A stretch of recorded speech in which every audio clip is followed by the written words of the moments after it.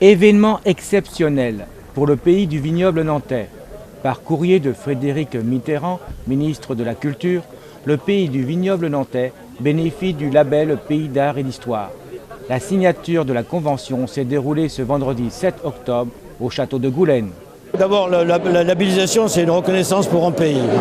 C'est un pays, il y a peu de pays qui sont labellisés, il n'y en a que 50. 51 en France, on doit être le 50e. C'est parce qu'il y a une histoire, parce qu'il y a un patrimoine, parce qu'il y a une architecture, parce qu'il y a des gens aussi qui l'habitent, avec leur qualité. Il y a un environnement remarquable. Voilà, c'est tout un ensemble. Et pourquoi la labellisation? Quel est l'intérêt de la labellisation? C'est que rapidement, on va s'apercevoir que tout territoire qui est labellisé, il y a beaucoup plus de touristes.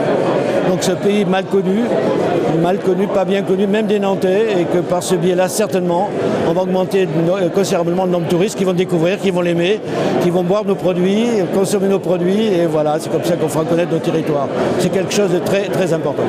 Alors quel genre de communication vous allez faire justement sur ce label? La communication va se faire très bien maintenant avec, on sera amené à parler de tous nos sites patrimoniaux, avec des guides conférenciers pour les groupes de touristes. Et la communication va se faire, évidemment, ce qui est intéressant, c'est que c'est une communication au niveau national, puisqu'on est lié à une charte graphique qui est liée au label, on a le même logo, tout le monde. Donc dès qu'on verra une communication particulière, on dira « Ah, ça c'est un pays d'art d'histoire » et on verra vignoble en dessous. Donc c'est très très fort. C'est non seulement local, mais c'est beaucoup plus que local, c'est national, voire européen. Les gens, quand ils voient un document en dépliant avec la charte graphique, ils savent tout de suite que c'est un pays d'art d'histoire. Nous reviendrons plus longuement sur ce fait exceptionnel dans un plus long reportage.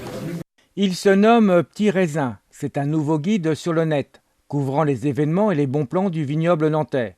Beaucoup d'informations sont à votre disposition. Cet agenda vous permet de prendre connaissance des événements et des sorties possibles.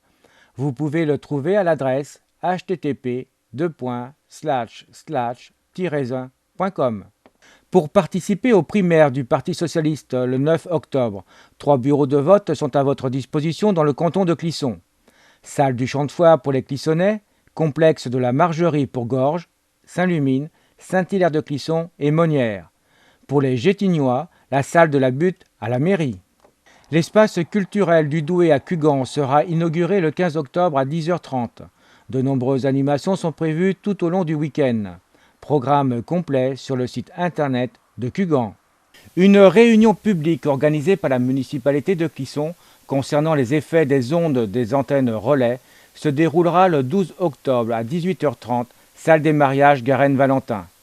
Seront présents la municipalité de Clisson, les opérateurs de téléphonie mobile et le collectif de riverains demandeurs de la réunion publique.